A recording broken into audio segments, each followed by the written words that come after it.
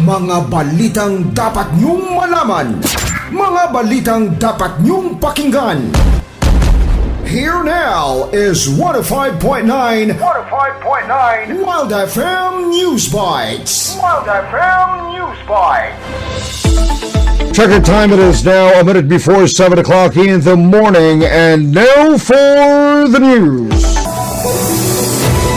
Nadakpan sa hot pursuit operation sang gintingog nga puwersa sang Pavia Police kag Liganes Police ang sospek sa pagtiro sa duha ka empleyada sang Goldilocks Pavia sang Abril 14. Alas 11:30 kagabi nadakpan tagwa sa guwaan sang Liganes si Lloyd Katipunan sang amuman nga lugar. Si Katipunan ang ginatudlo nagtiro kay Goldilocks Plant Manager Divine Grace Castillo, 32 years old sang Zone 2 Barangay San Juan Molo, nga nagresulta sa iya kamatayon kag pagkapilas ni John Shane Blingo, Human Resource Personnel kag pumuluyo sang Barasan Este Santa Barbara.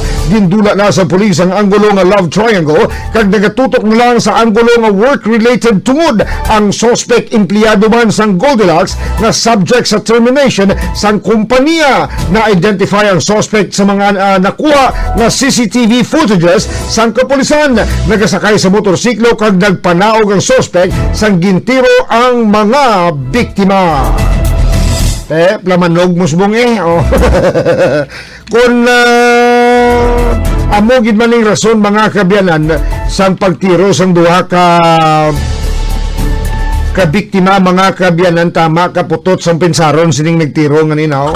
Makon mo hindi ka man na siguro pag-terminate kung hindi ka tunto o kung may ka inubra nga sala dira kag pinsaron nimo abinaw ang nag-terminate na niya sa imo, ginaubraya lang ang iya nga obligasyon. Kung ikaw, abi, ginaubra mo man ang imo nga obligasyon, for sure, hindi ka pa ma-terminate siguro.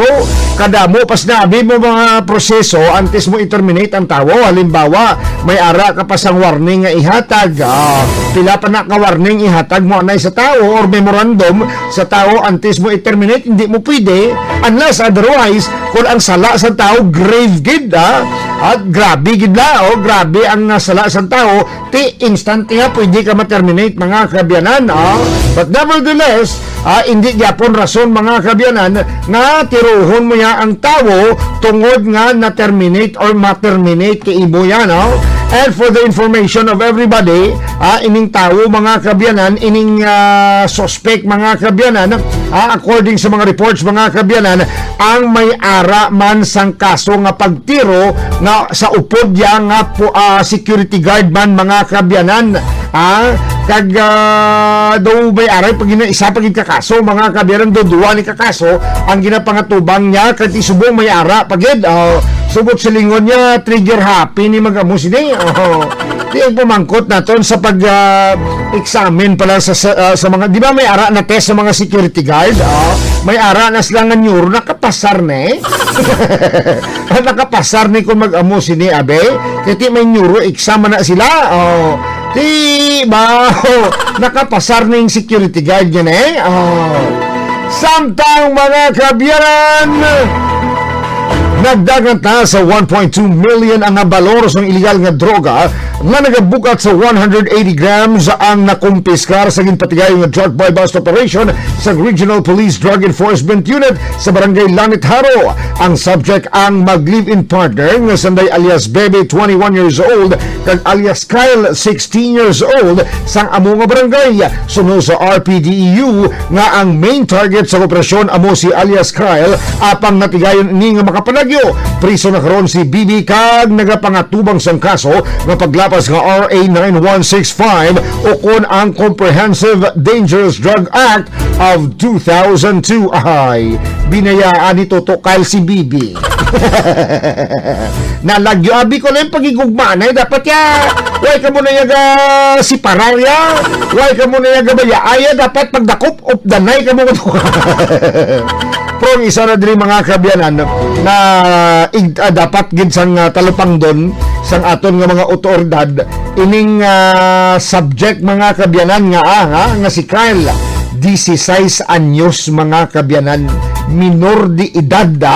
Tandaan nyo na, amo na kagrabe subong mga kabyanan ang paglapta kag epekto mga kabyanan sang droga mga kabyanan.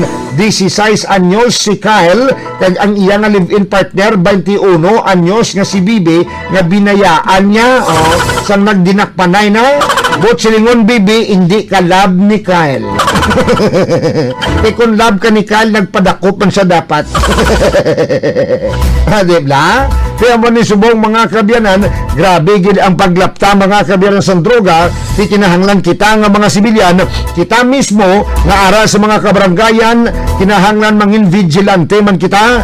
Kung may mamutikan kita dira nga nag-intra sa droga, kinahanglan hatag kita information dayon sa mga kapulisan para i-verify kag ilang tawon sa mga kapulisan kung bala ang information nga positibo o kung negatibo. Diba? Na kinahanglan nga mangin vigilante kita nga mga tao, nga mga sibilyan, abi mga kabyanan. Just try to imagine kung lang isa sa mga pamilya naton ang apektado sang droga mga kabyanan, dako gid nga huol sa pamilya. That's why hindi nyo na paghulata nga ang inyong mga kabataan madakpan pa. Hindi nyo na paghulata nga ang mga kabataan nyo magkalaitip pa tungod sa droga mga kabyanan. Subong pala nga daan, kinahanglan tinguhaan ninyo kung ang kabataan ninyo nag-intra sa droga, ipapalayo nyo na kag kinahanglan pauntaton nyo na sa amo sina nga mga butang kay wala gina sang maayo nga dangtan mga kabyanan. Kasi ang main nga mga apektado sa gihapon kung madakpan ining mga kabataan, ining mga tao nga nag-intra sa droga mga kabyanan, kamo nga mga pamilya, kita nga mga pamilya sa gihapon. Sino maproses ang iyang mga papilis da, sino na madulong-dulong sa pagkaon sa iya, sino nahulan, kita magyapon nga mga pamilya. So muna gani, kinahanglan ako ng pamilya ninyo nagaulo intra sa droga mga kabyanan, kinahanglan istoryahan nyo na sa temprano pa samtang wala pa madakpan mga kabyanan, kag kinahanglan disiplinahan nyo na 16 anyos ba at guba mo gid may puturo mo tungod sa droga-droga lang ginguba mo gid ang buwas damlag mo nunoy. 7:25 in the morning right here sa 105.9 Wild FM. Wild FM.